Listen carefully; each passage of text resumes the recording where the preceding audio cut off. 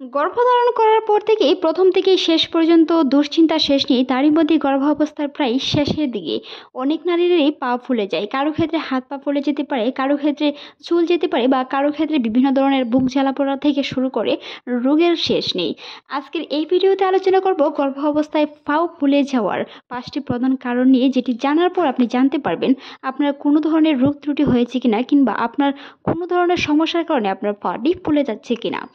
গর্ভাবস্থায় পা ফুলে যাওয়ার মূল কারণগুলো হলো শরীরের অতিরিক্ত তরল জমা হওয়া এবং ধীরে তার রক্ত সঞ্চালন। গর্ভাবস্থায় হরমোনের পরিবর্তন, ভ্রূণের বৃদ্ধির জন্য শরীরের রক্ত ও তরলের পরিমাণ বৃদ্ধি থাকে এবং জরায়ুর আকার বৃদ্ধির কারণে অনেক সময় রক্তনালীর উপর চাপ পড়ার ফলেও কিন্তু পা ফুলে যেতে পারে। সাধারণত গর্ভাবস্থার শেষের দিকে এই সমস্যা বেশি দেখা যায়। গর্ভাবস্থায় পা ফুলে যাওয়ার বিশেষ কিছু কারণও রয়েছে। অতিরিক্ত তরল জমা। গর্ভাবস্থায় শরীরের অতিরিক্ত তরল জমা হওয়ার কারণে শরীরের কোষে পানি আটকে থাকে, যা পা ফুলাতে সাহায্য করে থাকে। হরমোনের পরিবর্তনের সাথে সাথে গর্ভাবস্থায় প্রজেস্টেরনের হরমোনের মাত্রা বেড়ে যায়, যা শরীরের পানি ধরে রাখতে সাহায্য করে এবং সেই সাথে সাথে পা পর্যন্ত ফুলাতে পারে। রক্ত সঞ্চালনের পরিবর্তনের সাথে সাথে গর্ভাবস্থায় রক্ত সঞ্চালন ধীর হয়ে যেতে পারে। এতে করে নিচের অংশ রক্ত জমাট বেঁধে নিচের কিছুটা অংশ সেই সাথে ফুলেও যেতে পারে। সেই সাথে সাথে জরায়ুর আকারও বৃদ্ধি পেতে পারে। গর্ভাবস্থায় জরায়ুর আকার বাড়তে থাকে এবং এটি পা থেকে হৃৎপিণ্ড, রক্ত বহনকারী সহ শিরাগুলোর উপর চাপ সৃষ্টি করে, ফলে রক্ত প্রবাহে বাধা সৃষ্টি করে এবং পা ফুলে যায়। সেই সাথে সাথে শরীরের ওজন বৃদ্ধি। গর্ভাবস্থায় শরীরের অতিরিক্ত ওজন এবং রক্তপ্রবাহ উৎপাদনে প্রায় 25% পর্যন্ত ওজন বাড়াতে পারে, যা পা ফুলাও ভূমিকা রাখে। কখন ডাক্তারের সাথে যোগাযোগ করতে হবে বা কখন আপনি মনে করবেন সেটি গুরুতর কোনো বিষয় বা সমস্যার কারণ হয়ে দাঁড়াতে পারে, এই বিষয়ে আপনাকে সাথে সাথে কিছু পদক্ষেপ নিতে হবে। যদি পা ফুলে যাওয়ার সাথে সাথে আপনার সেই লক্ষণগুলো প্রকাশ পায়, এখন যে লক্ষণগুলো আলোচনা করা হবে তাহলে অবশ্যই চিকিৎসকের পরামর্শ জরুরিভাবে নিতে হবে।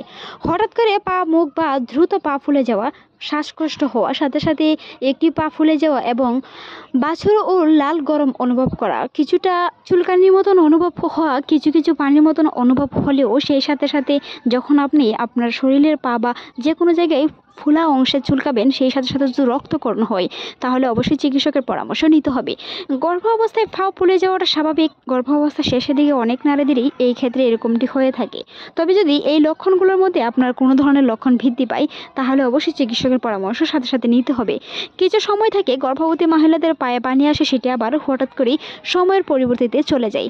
তবে যদি আপনার সময়ের আগে পায়ে পানি আসে, সেই সময় কিন্তু চিকিৎসকের পরামর্শ নিতে হবে। গর্ভাবস্থায় প্রায় শেষের দিকটিতে পায়ে পানি আসতে পারে, তবে যদি আপনার 8 মাসেরও আগে পায়ে পানি আসে তাহলে চিকিৎসকের পরামর্শ নিতে হবে। মনে রাখবেন, শ্বাসকষ্ট যদি হয়ে থাকে তাহলে আপনার সন্তান কিন্তু প্লাসেন্টার মাধ্যমে দিয়ে অক্সিজেন প্রবাহ কম পাবে, যেটি আপনার মৃত সন্তান হওয়ার সম্ভাবনা অনেকটাই থেকে যায়।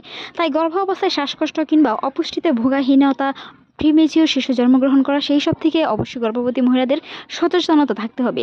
সচেতনতার বিকল্প নেই। অবশ্যই গর্ভবতী মহিলাদের সেইগুলো খেয়াল রেখে চলতে হবে। অতিরিক্ত ওজন কিংবা শরীরে ডায়াবেটিস কন্ট্রোলে রাখতে হবে, অতিরিক্ত উচ্চ রক্তচাপ কন্ট্রোলে রাখতে হবে, হিমোগ্লোবিন পয়েন্ট ঠিক রাখতে হবে, পুষ্টি সমৃদ্ধ খাবার গ্রহণ করতে হবে। আজকের এই ভিডিওটি এই পর্যন্তই। ভালো লাগলে সাবস্ক্রাইব করবেন, সেই সাথে আপনার মূল্যবান মতামত জানাতে ভুলবেন না। এরকম অসংখ্য ভিডিও আমাদের চ্যানেলে রয়েছে, চাইলে ভিজিট করে আসতে পারেন। এতক্ষণ ভিডিওটি দেখার জন্য অসংখ্য ধন্যবাদ।